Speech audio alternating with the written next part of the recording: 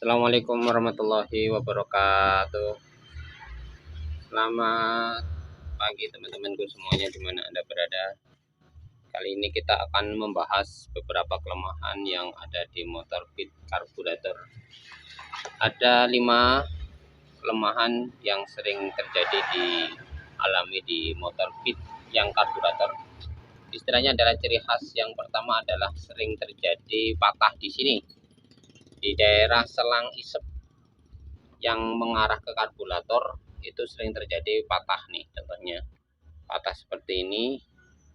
Ada juga yang patahnya ada di selang yang dari bensin, yang dari tank langsung ke karburator, yang bukan isep tapi yang masuk bensinnya. Kalau yang ini kan yang isep. Ada juga yang patah itu sininya, maksudnya ya patah ya, akhirnya ngalir bensin. Itu sering terjadi, contohnya motor ini ya, motor ini terjadi patah di daerah sini ya, sehingga ketika dibuat jalan itu dia nggak lari dan nggak langsam mati-mati. Kadang banjir ya, kadang banjir dari sini juga ada banjir keluar bensin. Itu masalahnya adalah di selang bensinnya. Maka teman-teman supaya melihat kalau memang selang bensinnya itu sudah kaku, maka teman-teman silakan diganti saja ya, dan juga memilih ya, supaya memilih selang yang bagus. Selang yang bagus ya, kira-kira harga yang 10 ribuan udah bagus lah. Kalau yang di bawah itu ada juga sebenarnya kan, tapi biasanya mudah kaku ya. Kalau kaku biasanya gampang nanti patah seperti ini. Kalau yang bawaannya biasanya bagus. Yang kedua adalah tidak langsam. Yang kedua adalah mati-mati. Yang kedua adalah boros. Jadi motor ini memang banyak yang mengeluh bahwa motor yang karburator ini boros bensin ya. Emang betul. Jadi emang untuk Fit ini emang boros banget sama bensin. Ada yang teman-teman itu mengganti karburatornya dengan diganti karburator Supra atau karburator Green. Itu juga ada yang seperti itu.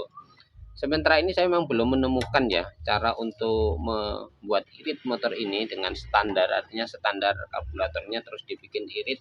Itu saya belum pernah menemukan caranya.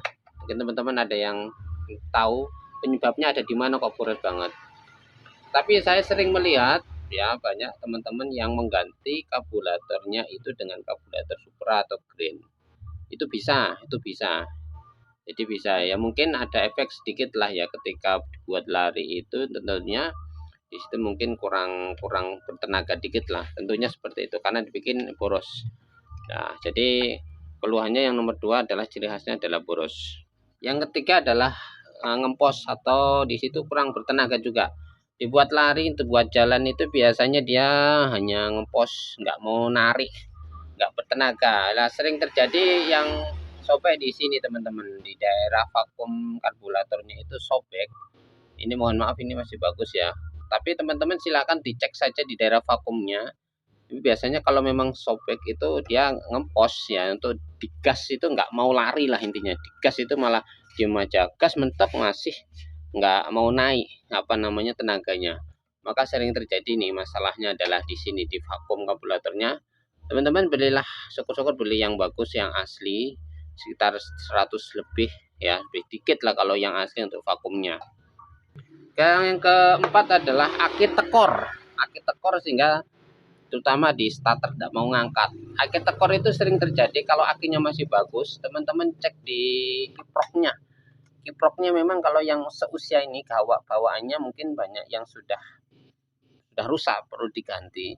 Maka kalau akinya masih bagus kok tekor, maka teman-teman silakan dicek di kiproknya. Terakhir adalah oli berkurang banyak.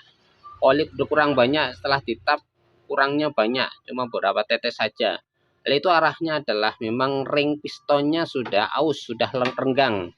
Maka kalau memang pistonnya masih rapot, masih kuat, ganti saja ringnya. Masih ganti ringnya, insya Allah jadi. Saya punya motor Vario yang usianya sama lah dengan ini, tentunya masih tua Vario apa ya. Kalau ini 2000 berapa nih ya?